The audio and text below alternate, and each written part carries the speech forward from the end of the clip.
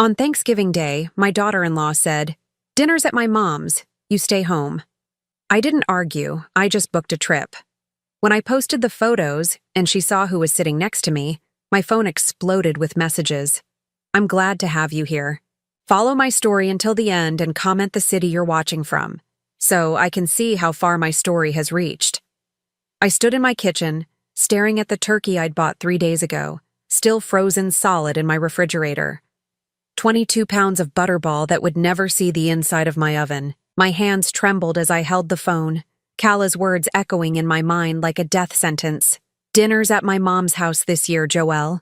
We won't have room for everyone. Won't have room." As if I were some distant relative they barely knew, not the grandmother of her 2 children.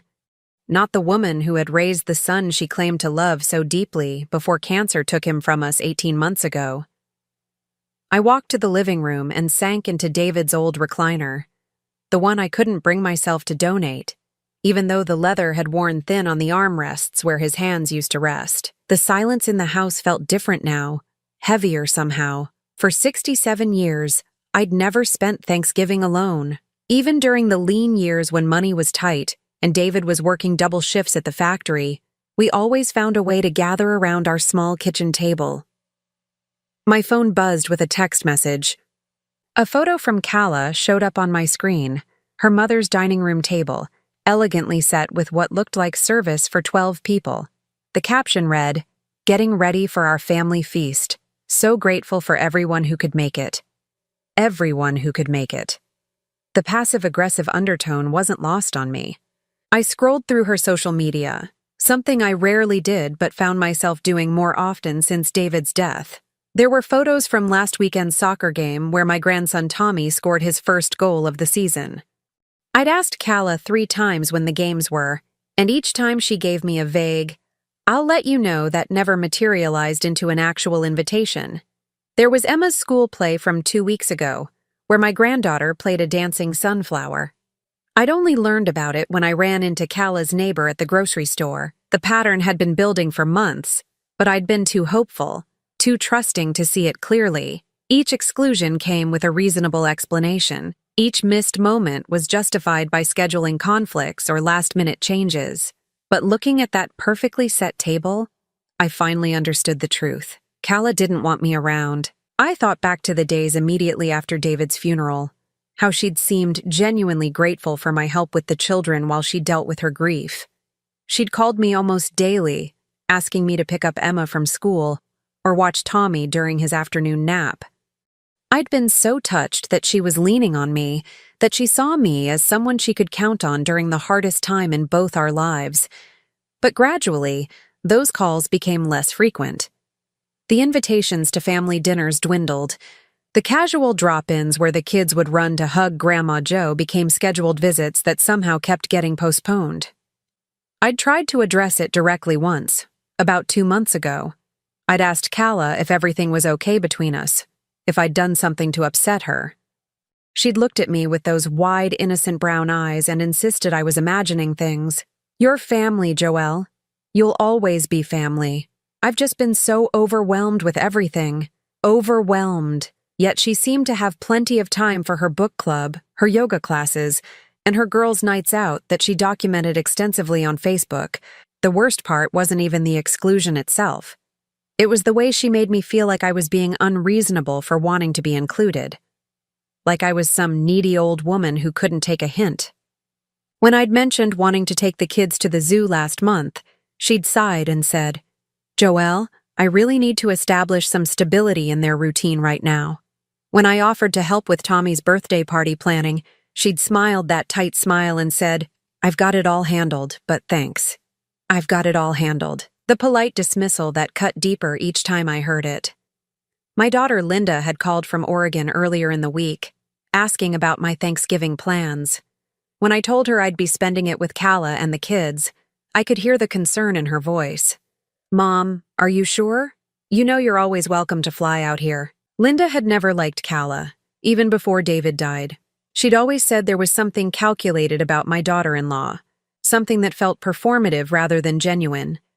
I'd defended Kala then, believing that Linda was just protective of her brother, and maybe a little jealous of how quickly David had fallen for his college girlfriend.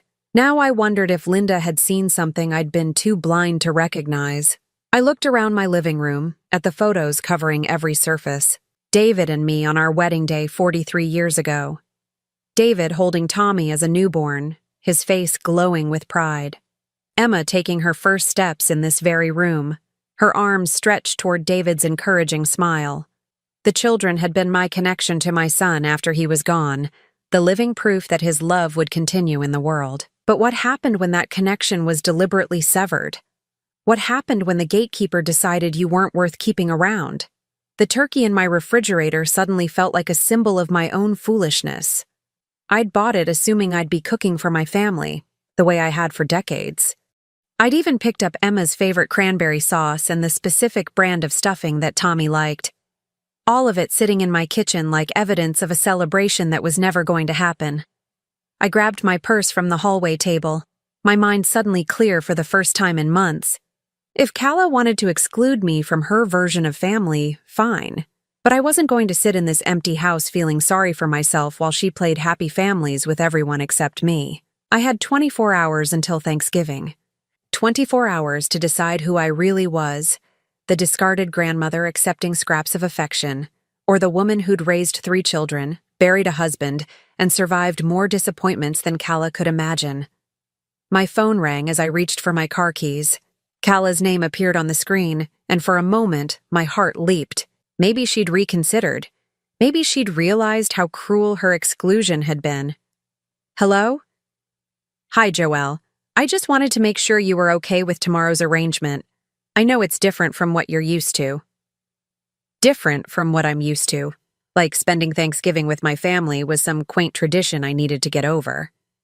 I'm perfectly fine, Calla. Great! I thought maybe you could use the quiet time anyway. I know the holidays have been hard since David. She trailed off, leaving the implication hanging. That I was too fragile, too broken by grief to be good company. That my sadness would somehow taint their perfect family gathering. You're right, I said, surprised by the steadiness in my own voice. I think I'll use the time differently this year.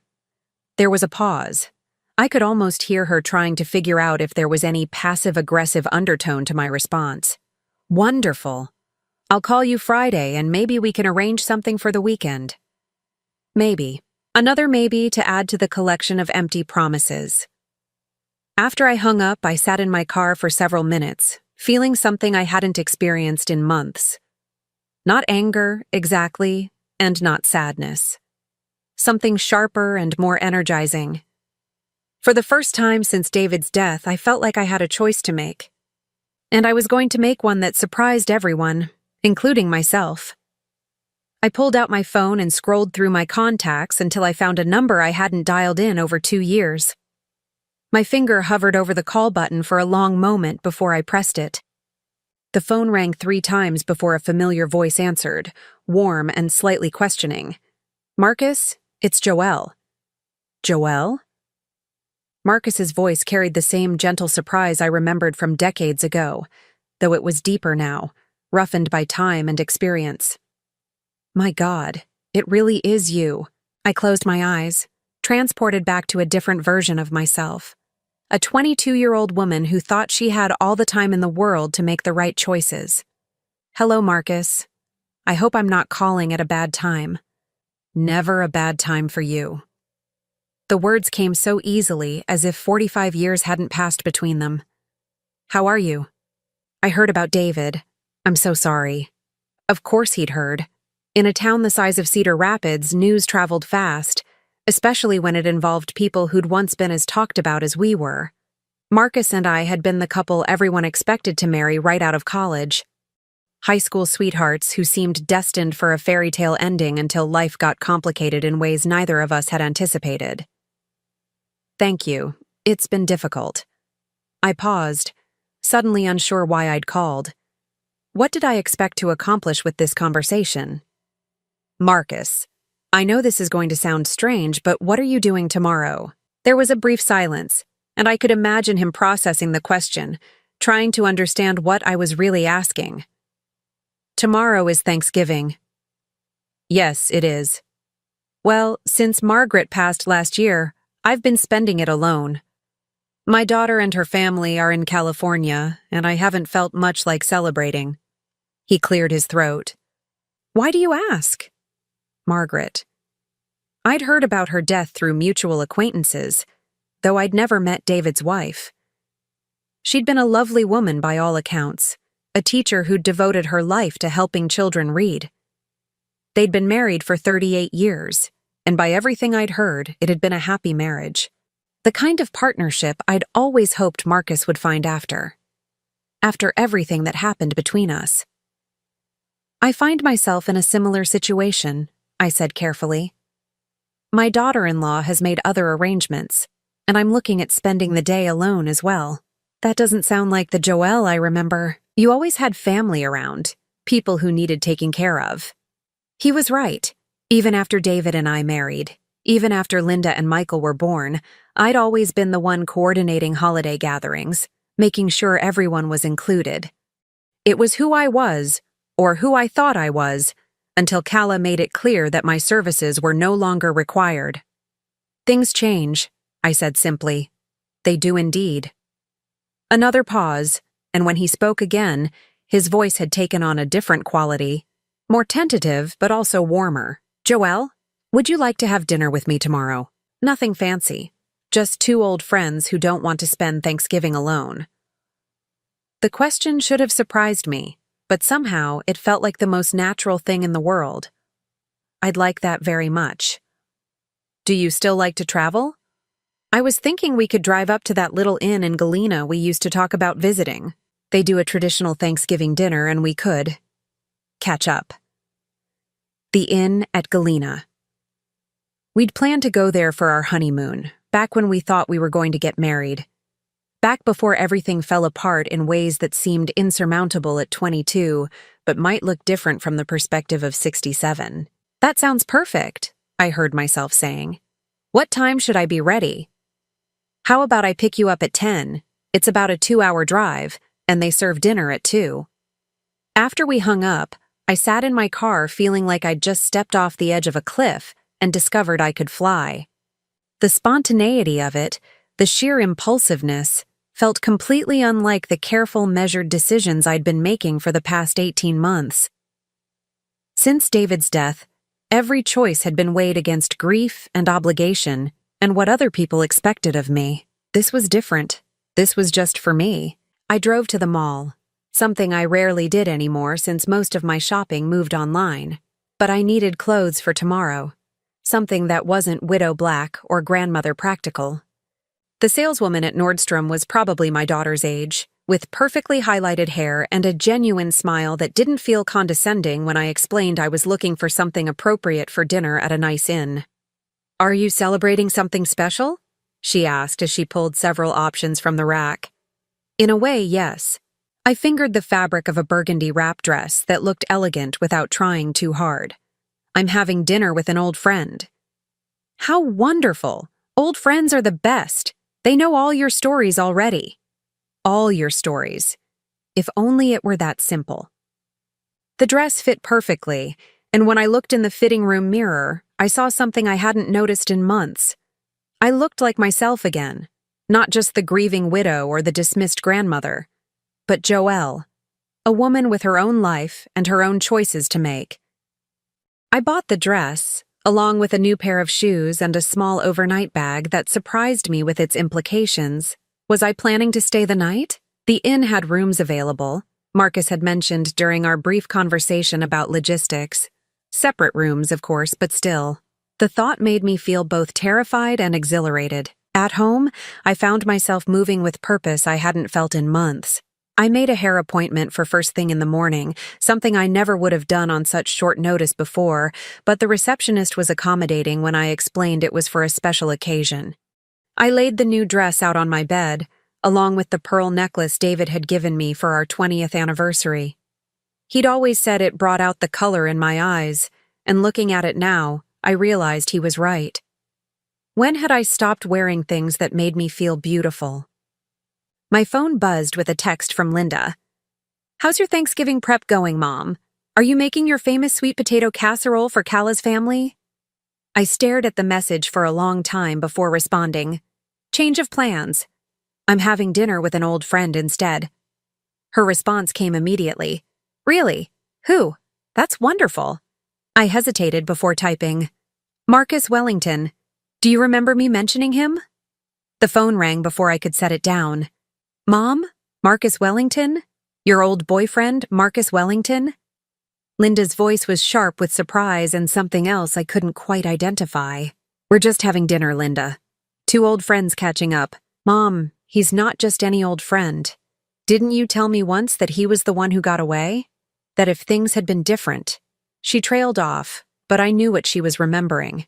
A conversation we'd had years ago, probably after a few glasses of wine at Christmas, where I'd mentioned the path not taken. The choices that seemed impossible at the time, but might have led to a completely different life.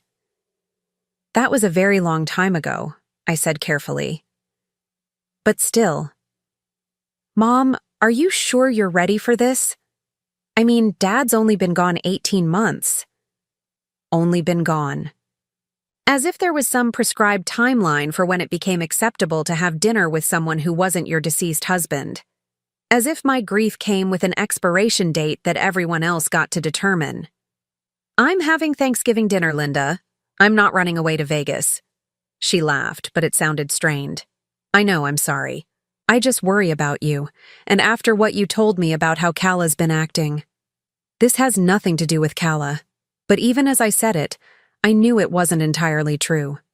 If Kala had invited me to her mother's house, if she'd made me feel welcome in my grandchildren's lives, would I have called Marcus? Or would I have continued playing the role of the grateful, undemanding grandmother, accepting whatever scraps of affection she was willing to offer?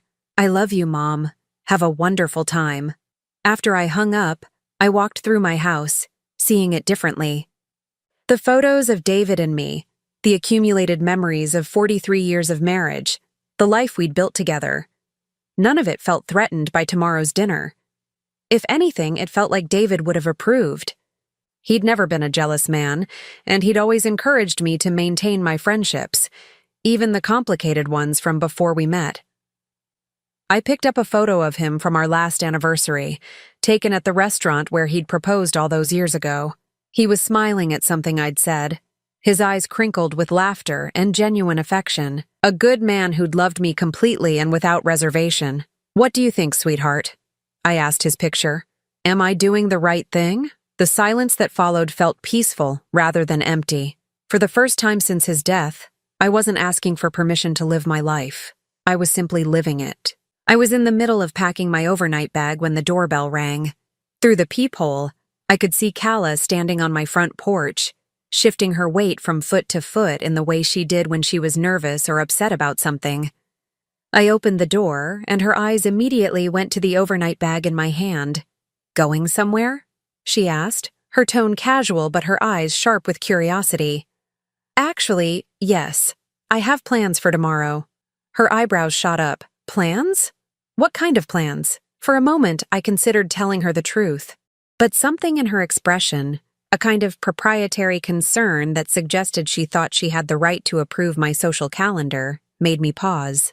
I'm having dinner with a friend. Oh, she looked genuinely surprised, as if the idea that I might have friends she didn't know about had never occurred to her. Well, that's nice. I just stopped by to drop off some leftovers from tonight's prep.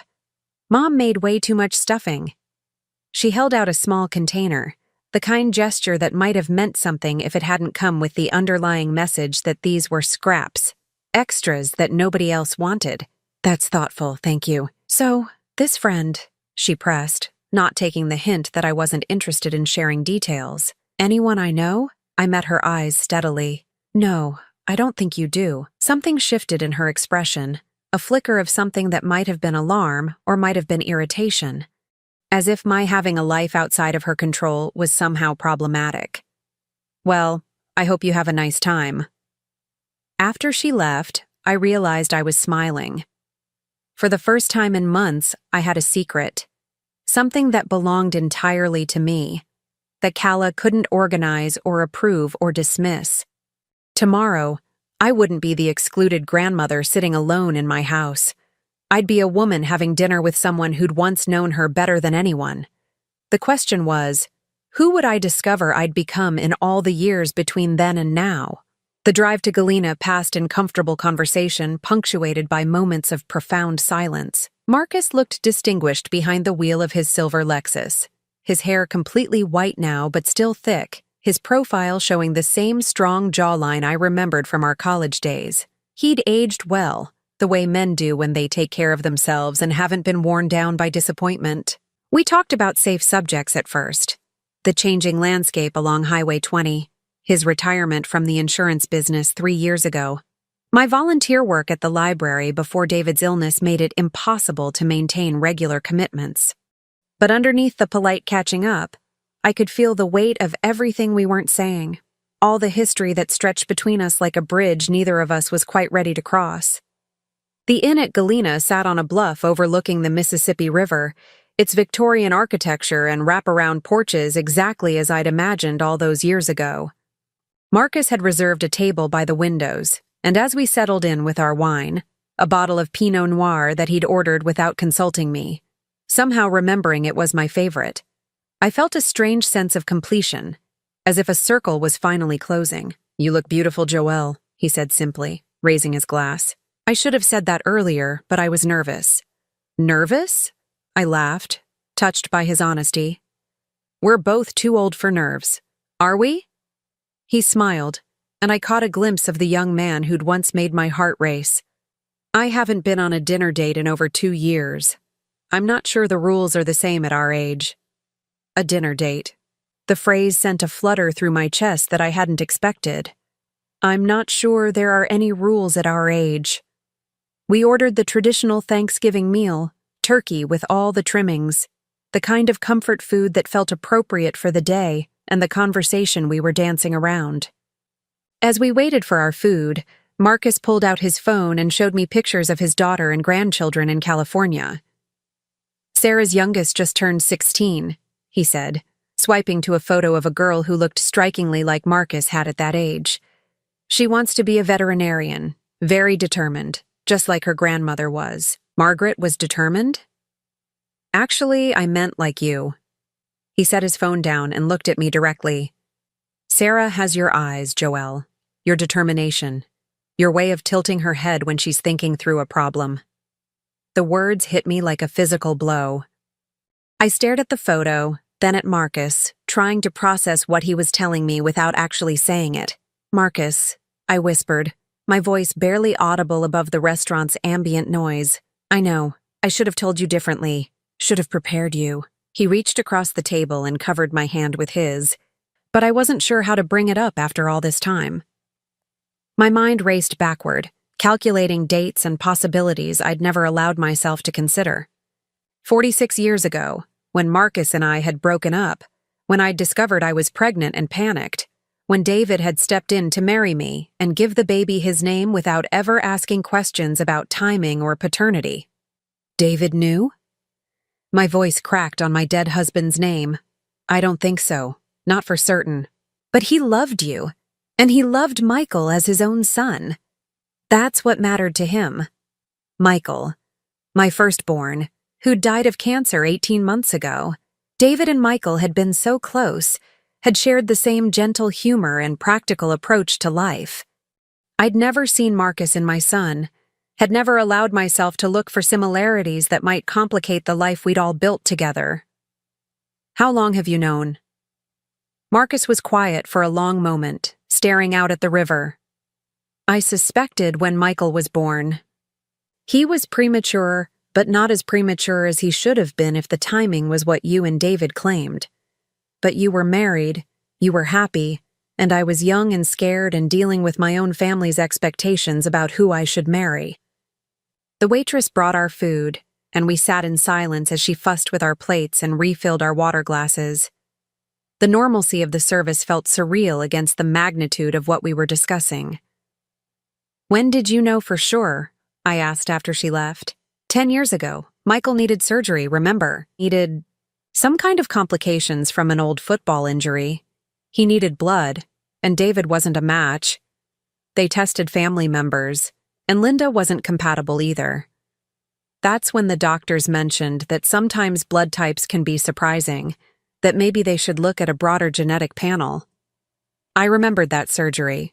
Michael had been in his early 40s, and what should have been routine arthroscopic work had turned complicated when they discovered unexpected scar tissue. David had been frustrated that he couldn't help, had felt helpless in the way that parents do when their children are hurting and there's nothing they can do. Michael called me, Marcus continued. Did you know that? He said he'd been thinking about family medical history, about making sure his kids knew everything they might need to know. He asked if I'd be willing to be tested, just to rule out some hereditary conditions. My heart was pounding so hard I could barely breathe. And? Perfect match. Not just compatible, perfect.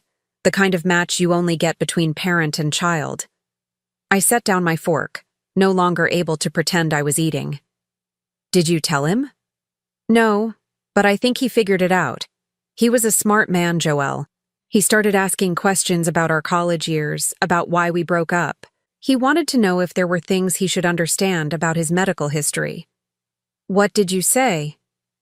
I told him that the past was complicated, but that David was his father in every way that mattered. That seemed to satisfy him, at least outwardly. But after that, he started calling me occasionally. Not often, maybe every few months. Just to check in, he said.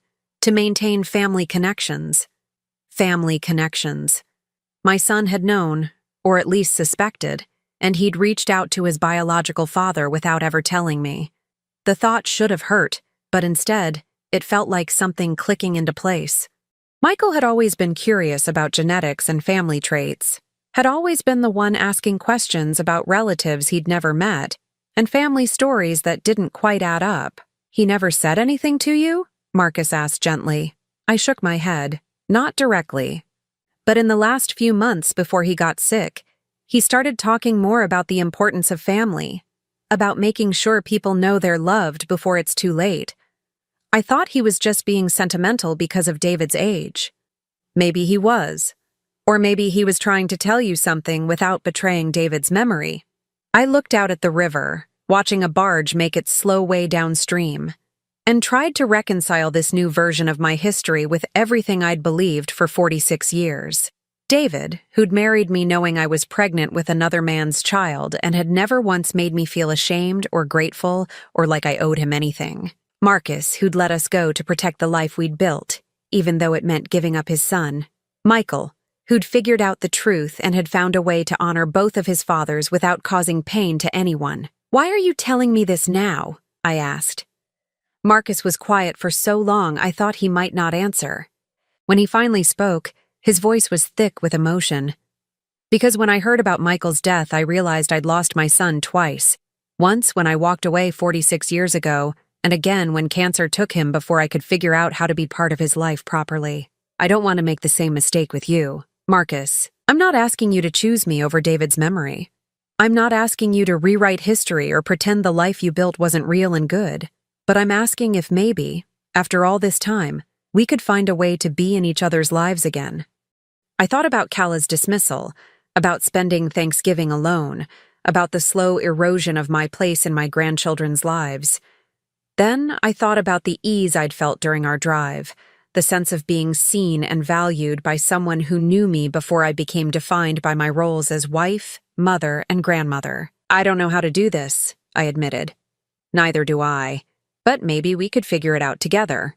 The waitress brought our coffee and slices of pumpkin pie, and as we shared dessert, the conversation shifted to lighter topics.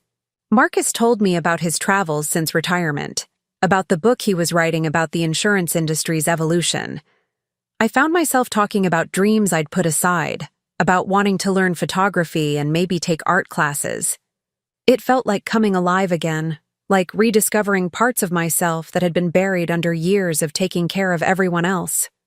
When Marcus suggested we stay overnight, separate rooms, he emphasized quickly, I found myself saying yes before I'd fully considered the implications. We walked through Galena's historic downtown as the sun set, looking in shop windows and talking about everything and nothing. He bought me a small silver bracelet from an antique store, something delicate and pretty that had caught my eye. "For a new beginning," he said as he fastened it around my wrist. Standing on the sidewalk outside the inn as evening fell, I felt like a different person than the woman who'd been excluded from Thanksgiving dinner just that morning. Marcus was looking at me with an expression I hadn't seen in decades.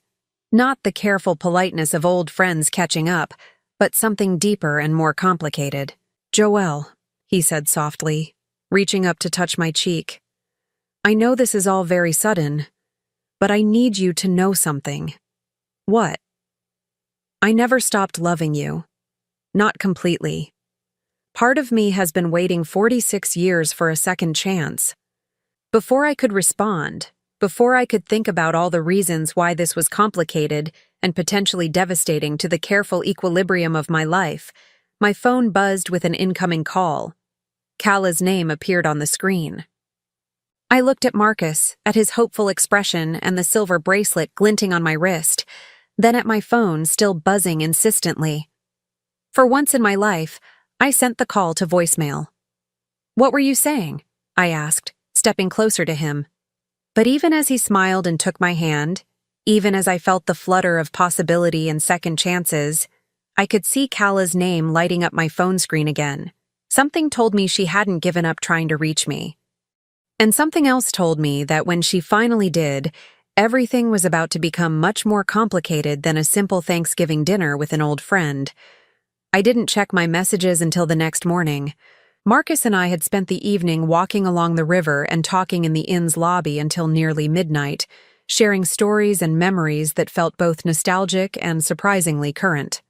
When I finally returned to my room, I was emotionally exhausted in the best possible way, and I'd turned my phone off completely. The morning brought 17 missed calls and 23 text messages. I sat on the edge of my hotel bed, still in my robe, scrolling through the increasingly frantic communications from Kala. The first few were innocuous enough, asking where I was, saying she hoped I was having a nice time with my friend. But as the evening progressed, the tone shifted dramatically. Message at 7:15. "Joelle, please call me back. I'm getting worried." Message at 8:30. "Your neighbor said she saw you leave with a man yesterday. Is everything okay?" Message at 9:45. "I found some photos on Facebook. We need to talk." My heart stopped. Photos on Facebook. I grabbed my laptop and logged into my account, scrolling through my feed until I found what Kala must have seen. The inn's official page had posted pictures from their Thanksgiving dinner service, featuring happy couples and families enjoying their holiday meal. There in the background of one photo were Marcus and I at our window table, laughing about something over our wine. We looked comfortable together, familiar in a way that suggested more than a casual dinner between old acquaintances. The lighting was flattering, and Marcus had his hand over mine on the table in a gesture that could only be interpreted as intimate. I switched to Marcus's Facebook profile, something I hadn't looked at in years. His most recent post was from yesterday evening, a photo he'd taken of the sunset over the Mississippi River with the caption, "Perfect ending to a perfect day with someone special." The comments were already accumulating from his friends and family, many asking who the special someone was. But it was his profile information that made my blood run cold. Marcus Wellington, retired from Wellington Insurance Group, founder and former CEO of the company that had grown into one of the region's largest independent agencies. Wellington Insurance Group, the same company that handled the life insurance policy Michael had left behind. The same company that Kala dealt with regularly as the beneficiary of that policy. My phone rang in my hand, and this time I answered it. "Joelle." Kala's voice was tight, controlled in a way that suggested she was barely containing her anger. "Where are you?" "I'm in Galena having breakfast." With Marcus Wellington. It wasn't a question, and I could hear the accusation underneath it. "Yes, with Marcus. Do you have any idea what you've done?" The question caught me off guard. What I've done? I had dinner with an old friend. An old friend? Kala's voice pitched higher. "Joelle, Marcus Wellington is the CEO of the company that holds Michael's life insurance policy. The policy that I've been working with for the past year and a half. The policy that's been paying Tommy's private school tuition and Emma's dance lessons and keeping our family afloat while I figure out how to rebuild our lives. I felt the blood drain from my face.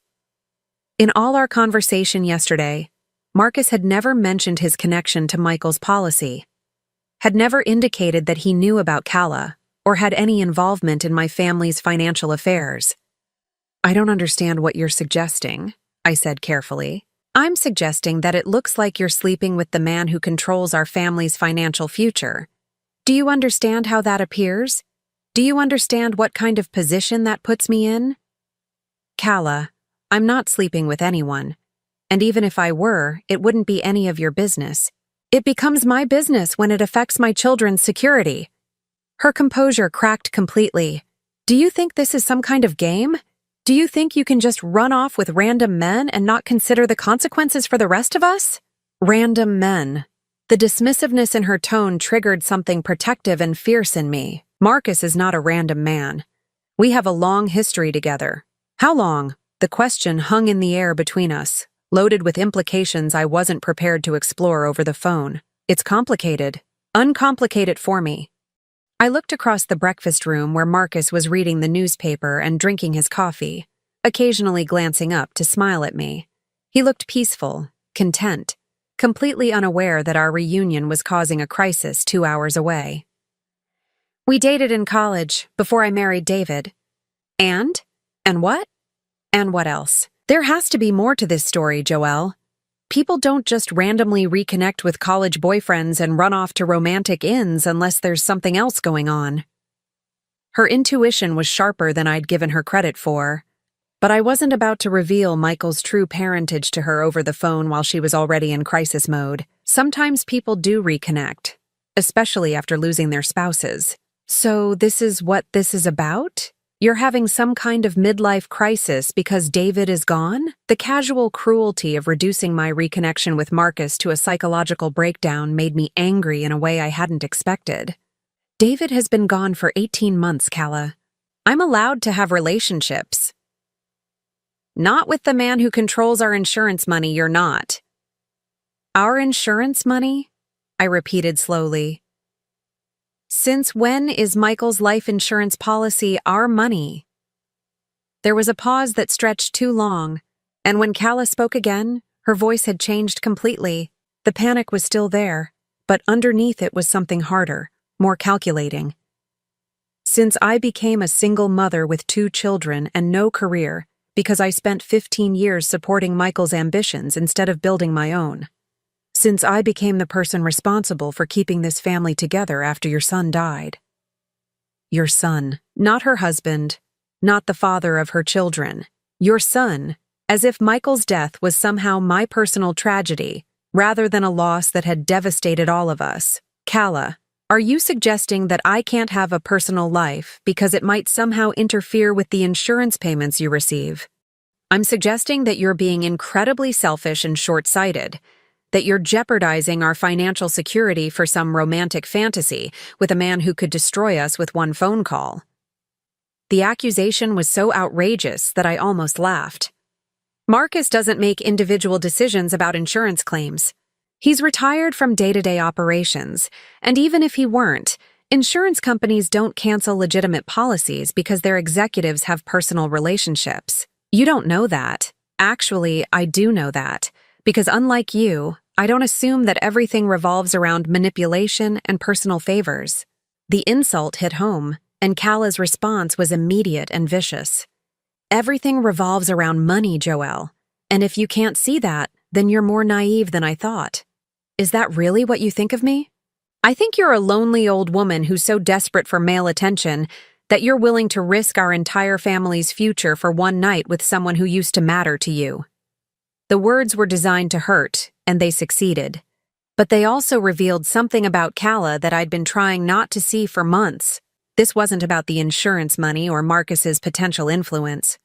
This was about control, about keeping me isolated and dependent and grateful for whatever scraps of family connection she was willing to provide. "I'm hanging up now," I said quietly. "Joelle, don't you dare." I ended the call and turned off my phone. Marcus looked up from his newspaper, concern creasing his features. "Everything okay?" I joined him at the table, my hands shaking slightly as I reached for my coffee. "My daughter-in-law just informed me that you're apparently holding my family hostage with your vast insurance empire." He set down his paper, his expression shifting from concern to something much more serious. "She knows who I am. She figured it out from the photos. Marcus, why didn't you tell me you handled Michael's policy?" "Because I don't handle it. Haven't for over 2 years." He reached across the table and took my hand. "Joelle, I need you to understand something. I stepped away from any involvement in your family's accounts the day I learned Michael was my biological son. It would have been a conflict of interest, and it wouldn't have been fair to any of you, but Kala doesn't know that. Kala doesn't know a lot of things, apparently." His voice carried an edge I hadn't heard before, including the fact that she's been lying to you about the insurance payments. I stared at him. "What do you mean?" Marcus was quiet for a long moment, clearly weighing how much to tell me. "The policy Michael left was substantial, $750,000. But it wasn't structured the way Kala has been telling people it was. $750,000. The number was staggering, far more than I'd ever imagined. Michael had always been responsible about insurance, but this suggested a level of financial planning I hadn't known he was capable of. How was it structured? 50% to Kala as the primary beneficiary, 25% to each of the children, held in trust until they turned 25, and there was a provision for you as well, $25,000 that was supposed to be paid out immediately upon his death. I felt like the air had been sucked out of the room. I never received $25,000. I know, because Kala never submitted the paperwork claiming it. As far as the insurance company knows, you either don't want the money or don't know about it. The betrayal was so complete, so calculated, that I couldn't immediately process it. She's been telling me that Michael barely left anything, that she's struggling to make ends meet. She received $375,000 18 months ago. The children's portions are earning interest in trust accounts that she has no access to, which means she can't touch another $375,000 until they come of age. So she has no ongoing financial pressure. None whatsoever. She could live comfortably for years on what she's already received, especially if she made reasonable investments.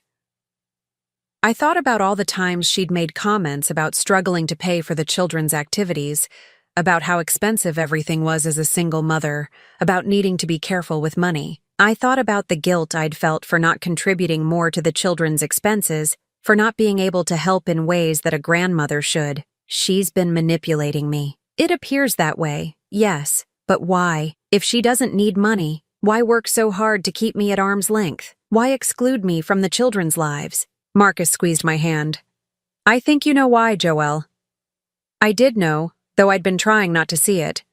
Kala didn't want me around because grandmothers asked questions and paid attention and might notice when things didn't add up. She didn't want me forming independent relationships with Tommy and Emma because children who loved their grandmother might mention things that contradicted the narrative she was building. She wanted to be the sole authority on Michael's memory and the children's future, with no interference from the woman who'd raised the man she claimed to have loved. My phone, still turned off, sat on the table like a small bomb. When I turned it back on, there would be more messages, more accusations, more attempts to make me feel guilty for choosing my own happiness over her version of family loyalty. But for the first time in months, I didn't care what those messages said. "Marcus," I said slowly, "I need to ask you something, and I need you to be completely honest with me." "Of course." "Yesterday, when you suggested this dinner, when you told me about Michael, was any of that motivated by what you know about Kala? About how she's been treating me?" He considered the question seriously before answering. "Partly, yes. I've been watching from a distance and I've seen how she's isolated you. But mostly, it was motivated by the fact that I've missed you every day for 46 years, and I finally had a reason to call." I believed him, which surprised me.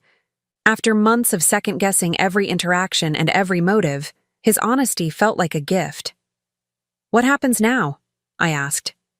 Now we finish our coffee, and then we drive back to reality and figure out how to navigate whatever storm is waiting for us. He was right about the storm. When I turned my phone back on, there were 37 new messages and 14 missed calls, not just from Kala, but from Linda, from neighbors, and from numbers I didn't recognize. The photo from the inn's Facebook page had been shared dozens of times, and apparently, the story of the grieving grandmother running off with her former lover was spreading through Cedar Rapids like wildfire. But as I read through the increasingly dramatic messages, I realized something that surprised me. I didn't care. Let them talk. Let Kala spin whatever narrative she wanted about my behavior and my motivations. Let the neighbors whisper about the timing and the appropriateness of my relationship with Marcus. For the first time in 18 months, I was exactly where I wanted to be, with someone who valued me for who I was rather than what I could provide. And if that threatened Kala's carefully constructed version of our family dynamics, then maybe it was time for those dynamics to change. The drive back to Cedar Rapids felt like traveling toward a battlefield. Marcus and I had decided he would drop me at home so I could face whatever was waiting there, and we would talk later once the immediate crisis had been dealt with.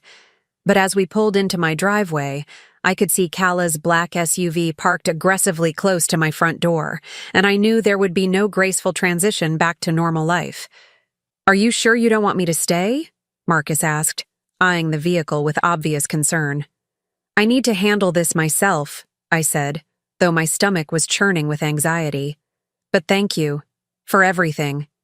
He squeezed my hand before I got out of the car. "Call me later. No matter how late, no matter what happens." Kala was sitting on my front porch steps, her arms wrapped around her knees in a posture that might have looked vulnerable if I hadn't known her better.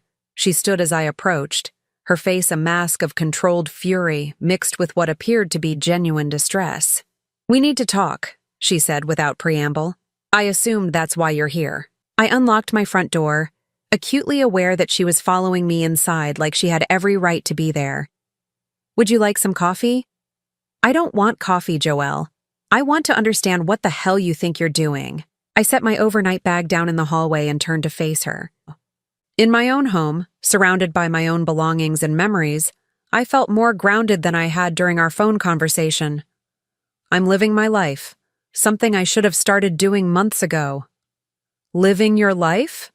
Kala's voice cracked with incredulity. "Is that what you call running off with Michael's insurance agent behind my back?" Marcus is not Michael's insurance agent, and I didn't go behind anyone's back. I don't need your permission to have dinner with a friend. "A friend?" She pulled out her phone and showed me the screen. The photo from the inn's Facebook page was displayed, zoomed in to show Marcus and me at our table. "This doesn't look like dinner with a friend, Joelle. This looks like you're having an affair with someone who could destroy our family's financial security on a whim." The word affair hung in the air between us, loaded with judgment and implications. I realized that in Kala's mind, I was still supposed to be the grieving widow, forever faithful to David's memory, available to help with her problems, but never entitled to my own happiness. First of all, Marcus has no involvement in your insurance matters. Second, even if he did, that wouldn't give you the right to control my personal relationships. It gives me the right to protect my children. From what? From their grandmother having a life? Kala began pacing around my living room, her agitation growing more pronounced. From the scandal, from the gossip. Do you know what people are saying? That you've lost your mind with grief, that you're making a fool of yourself chasing after some old boyfriend like a teenager. The cruelty of it took my breath away. Is that what you think? That I'm making a fool of myself? I think you're not thinking clearly. I think you're so desperate to feel young again that you're willing to jeopardize everything Michael worked for, everything he left behind for his children. What exactly do you think I'm jeopardizing? The question seemed to catch her off guard. She stopped pacing and stared at me, as if trying to determine whether I was being deliberately obtuse or genuinely didn't understand the threat she perceived. "The insurance money," she said finally, her voice dropping to something close to a whisper. "If Marcus decides he doesn't like our family arrangement, if he thinks you're being taken advantage of, or if you two have some kind of falling out, The insurance money that Michael left for you and the children is not subject to Marcus's personal feelings. That's not how insurance works. You don't know that for certain. Actually, I do know it for certain, because Marcus told me exactly how Michael's policy was structured. Calla went very still. What do you mean? I sat down on my sofa, suddenly feeling very tired. I know about the $750,000, Calla. I know about the children's trust funds, and I know about the $25,000 that was supposed to come to me. The color drained from her face so quickly I thought she might faint. She sank into David's old recliner, her hands gripping the armrests. He told you, she whispered. He told me you never filed the paperwork to claim my portion. He told me you've been sitting on nearly $400,000 while telling me you're struggling financially. You don't understand. Then explain it to me. Calla was quiet for a long time, her gaze fixed on the carpet. When she finally looked up, her eyes were filled with tears, but there was something calculating underneath them that made me wary of feeling too much sympathy.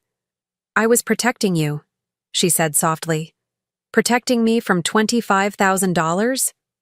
Protecting you from feeling obligated. From feeling like you needed to help us when you should be enjoying your retirement. Her voice grew stronger, more confident as she built her narrative. I knew if you had that money, you'd try to spend it on Tommy and Emma, on things they needed. I wanted you to keep it for yourself, for traveling or whatever would make you happy. It was a beautiful story, selfless and considerate. It was also complete nonsense. If that were true, you could have simply told me about it and asked me to save it for myself. You didn't need to hide its existence entirely. I was going to tell you eventually, when the time was right. When would the time have been right, Calla? After you'd successfully pushed me out of the children's lives? After I stopped asking uncomfortable questions about why a widow with nearly $400,000 needed to struggle with basic expenses? The mask slipped then, just for a moment, and I saw something raw and desperate in her expression. You have no idea what it's been like, she said, her voice hardening.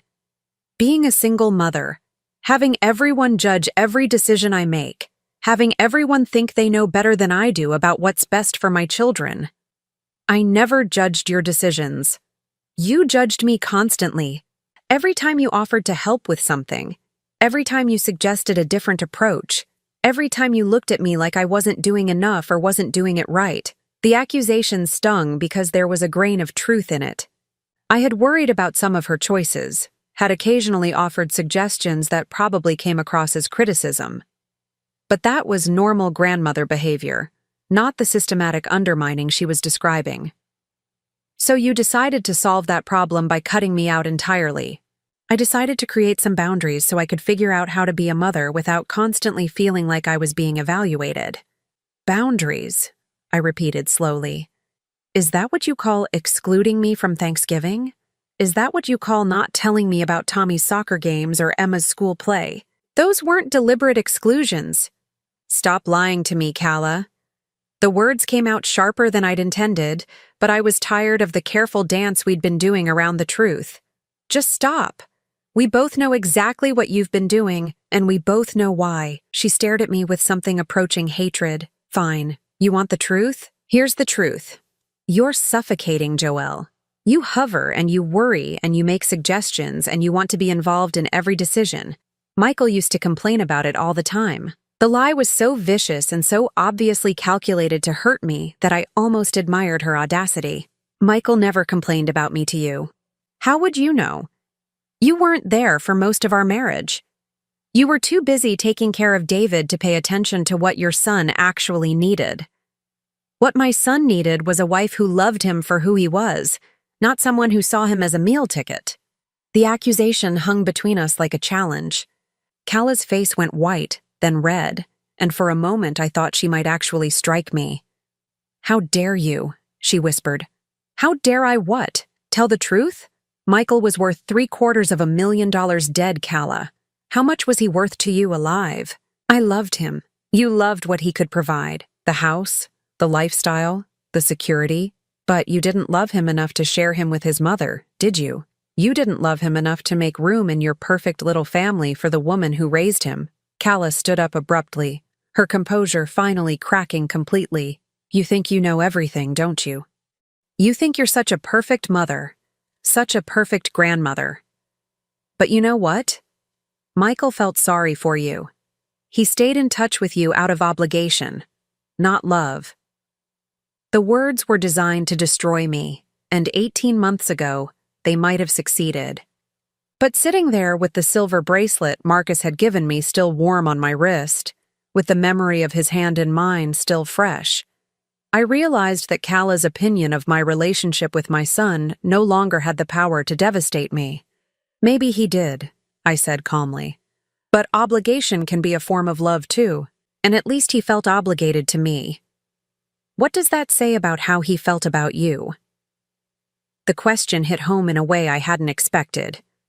Cala's face crumpled, and for the first time since she'd arrived, I saw genuine vulnerability instead of calculated manipulation. He was going to leave me, she whispered. Before he got sick, he was going to leave me. He said he'd fallen out of love, that we'd grown apart, that he wanted to try counseling but he didn't think it would work. The admission stunned me into silence. I'd had no idea Michael's marriage was in trouble.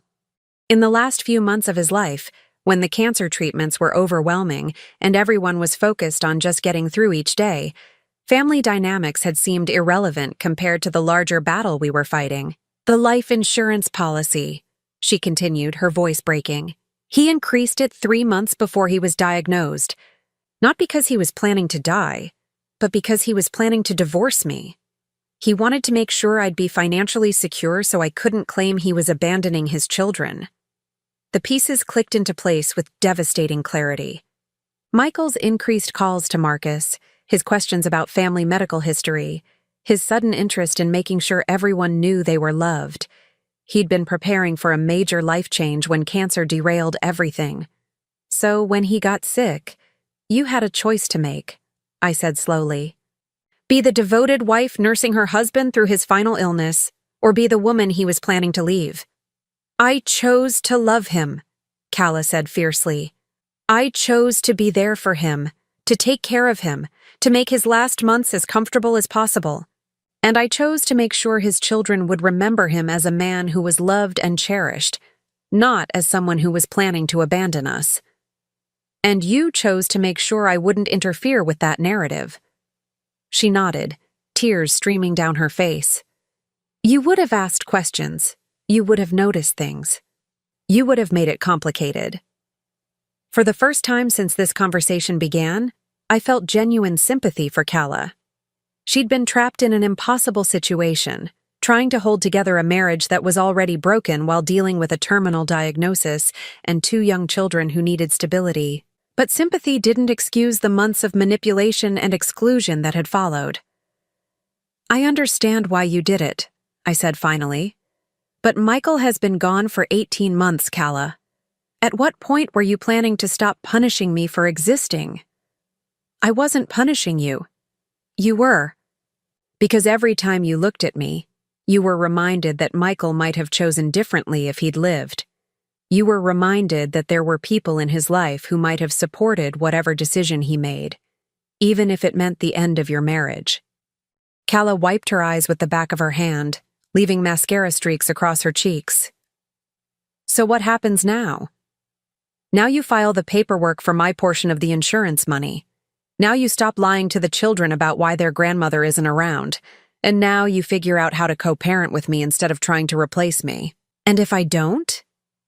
I thought about Marcus waiting for my call, about the $25,000 that was rightfully mine, about Tommy and Emma growing up without really knowing their father's mother. Then I stopped making this easy for you. I stopped pretending that your version of family is the only one that matters, and I stopped protecting you from the consequences of your choices. Cala stared at me for a long moment, seeming to weigh her options. Finally, she picked up her purse and headed toward the door. I'll think about what you said. Don't think too long, I called after her. I'm done waiting for you to decide whether I'm worth including in my grandchildren's lives. After she left, I sat in my quiet house and realized that something fundamental had shifted. For months, I'd been trying to earn my way back into Cala's good graces, accepting crumbs of contact with Tommy and Emma and telling myself it was better than nothing. but I wasn't that desperate anymore. I had choices now, and people who valued me, and resources I'd forgotten I possessed. When I called Marcus that evening, my voice was steady. "How did it go?" he asked. "It went exactly as badly as expected, but for the first time in months, I don't care." "Good," he said simply. "That means you're ready for whatever comes next." "What comes next?" "Whatever we want to come next." The freedom in that statement, the possibility it represented, made me smile for the first time all day. Tomorrow, I would start the paperwork to claim my inheritance. I would call a lawyer to understand my rights as a grandmother. And I would begin building a life that didn't revolve around appeasing someone who had never wanted me around in the first place. Tonight, I was going to plan a future with someone who actually wanted to be part of it. 6 months later, I stood in the kitchen of Marcus's house in Galena, watching the sunrise paint the Mississippi River gold through the large windows. We'd decided to sell both our properties and buy this place together, a restored Victorian with enough space for his daughter's family to visit and close enough to Cedar Rapids that I could maintain regular contact with Tommy and Emma when Calla allowed it. The transition hadn't been smooth. There had been lawyers involved, family meetings that felt more like negotiations, and several weeks when I wondered if the battle was worth the emotional cost. But this morning, as I sipped coffee and planned the day ahead, I knew I'd made the right choice. My phone buzzed with a text message from Linda. "How's retirement treating you, Mom? Scott and I are still planning to visit next month." I smiled as I typed back, "Retirement is wonderful. Marcus is teaching me to fish, and I'm teaching him to make your grandmother's apple pie. Can't wait to see you both." The dynamic between my children and Marcus had been fascinating to navigate. Linda had been cautiously supportive from the beginning, mainly because she could see how happy the relationship made me. Michael's children had been more complex. Tommy, now 9, had adapted quickly to having another grandfather figure, while 11-year-old Emma was still working through her loyalty to her father's memory. But progress was being made. Last weekend, Marcus had attended Emma's piano recital, and she'd actually smiled when he complimented her performance afterward. Small steps, but meaningful ones. "Good morning, beautiful." Marcus appeared in the doorway, already dressed for our morning walk along the river trail. At 71, he was in better shape than most men 20 years younger, a benefit of his active retirement and generally optimistic outlook on life. "Good morning yourself?" I kissed his cheek as he poured his own coffee. "Sleep well?" "Better than I have in years. I think it's the company."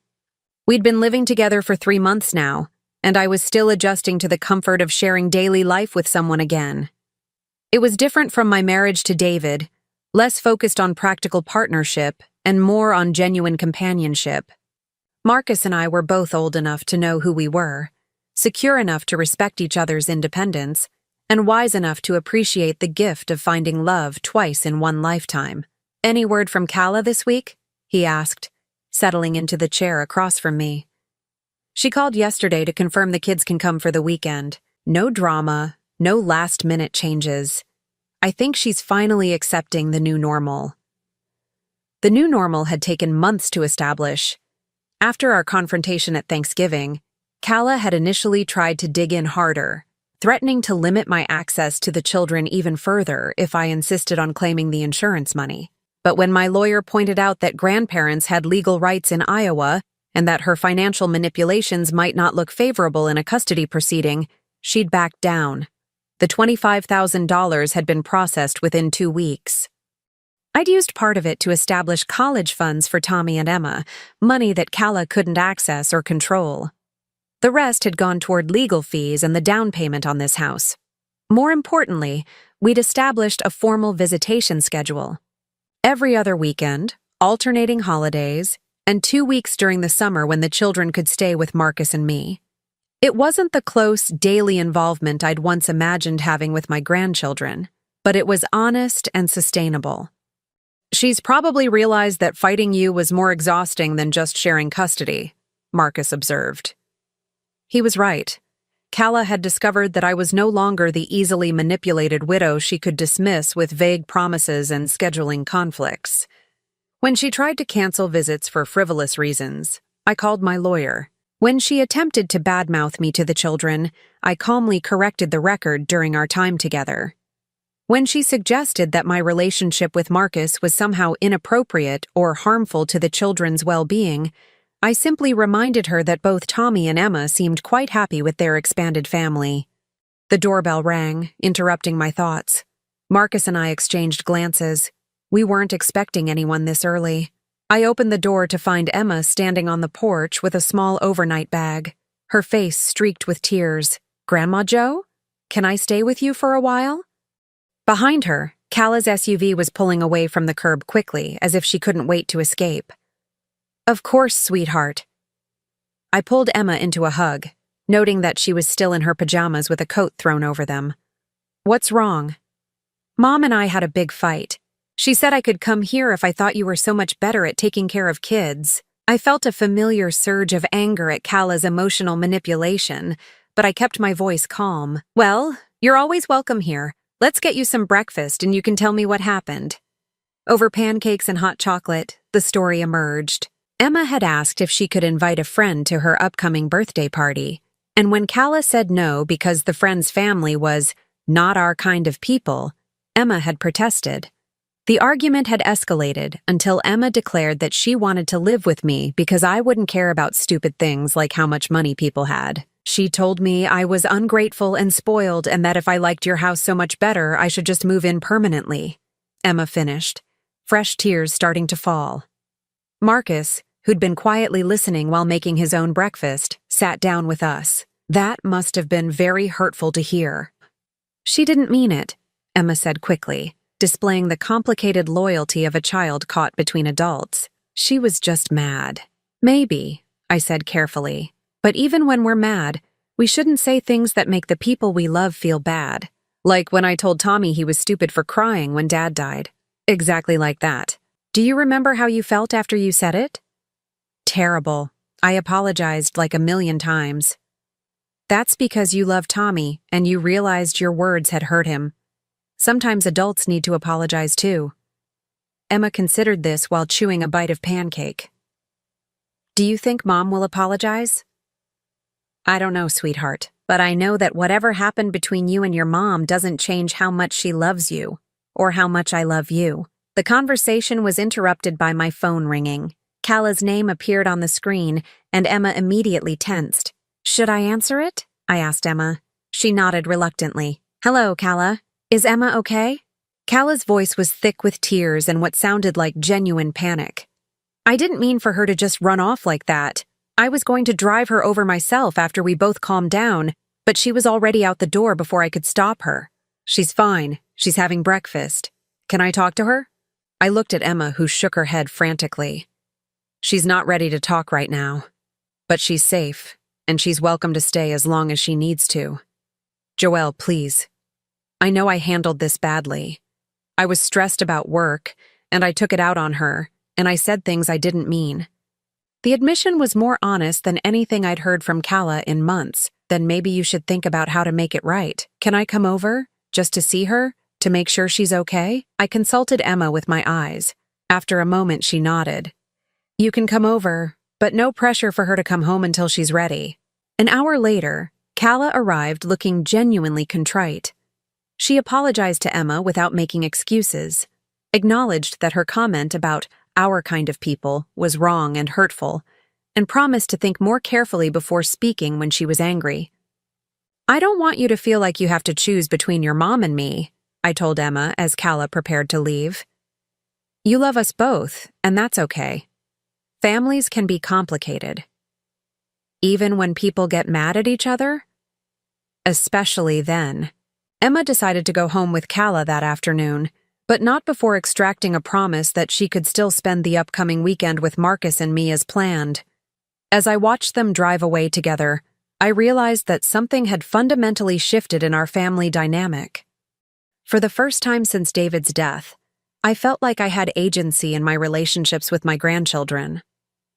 I wasn't dependent on Kala's goodwill or subject to her arbitrary decisions about when and how I could be involved in their lives. Emma had known she could come to me when she needed refuge, and that knowledge had given her the strength to stand up for herself with her mother. You handled that well, Marcus said, putting his arm around me as we watched their car disappear. I'm learning that I have more power in these relationships than I thought I did. I just had to be willing to use it. And what have you learned about Kala? I considered the question. Over the past 6 months, I'd watched Kala slowly adjust to the reality that she couldn't control every aspect of her children's emotional lives. The process had been difficult for all of us, but it had also revealed something I hadn't expected.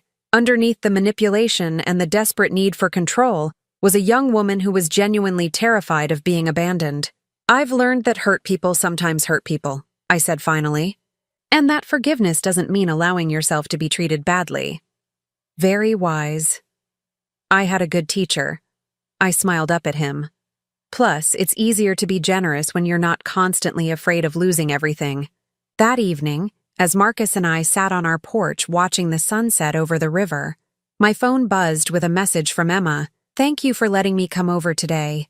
I love you, Grandma Jo. I showed the message to Marcus, and he squeezed my hand. No regrets? He asked. I thought about the question seriously. The past year had been tumultuous, filled with difficult conversations, painful realizations, and the kind of family drama I'd never imagined being part of. But it had also brought me Marcus, a deeper relationship with my grandchildren, and a sense of my own worth that I'd lost somewhere along the way. None, I said firmly. Not a single one. As if to punctuate the moment, another message came through, this time from Tommy. Mom says we can come fishing with Marcus next weekend. Can he teach me to catch a really big one? I laughed, feeling lighter than I had in years. I think that can be arranged. The future stretched ahead of us, uncertain, but full of possibilities. There would be more family negotiations, more growing pains as everyone adjusted to our blended relationships, more moments when I'd have to choose between keeping the peace and standing up for myself. But for the first time since David's death, I felt equipped to handle whatever came next. I had love, I had resources, and most importantly, I had the knowledge that I was worth fighting for. The little girl who'd once been excluded from Thanksgiving dinner seemed like a stranger now. In her place was a woman who knew her own value, who insisted on being treated with respect, and who'd built a life that reflected her actual worth rather than other people's convenience. Marcus pulled me closer as the first stars appeared in the darkening sky. "What are you thinking about?" he asked. "Just wondering what David would think of all this. I think he'd be proud of you, and I think he'd approve of us." I believed that was true. David had been a generous man who'd wanted nothing more than for me to be happy. He wouldn't have wanted me to spend the rest of my life alone, grieving for him and accepting whatever scraps of affection other people were willing to offer. "I love you," I told Marcus, the words still feeling new and precious despite months of practice. "I love you too. Thank you for giving us a second chance. Thank you for being worth the wait." As we sat together in comfortable silence, I realized that the story that had begun with rejection and exclusion had somehow transformed into something beautiful. Not despite the pain I'd endured, but because of how I'd chosen to respond to it.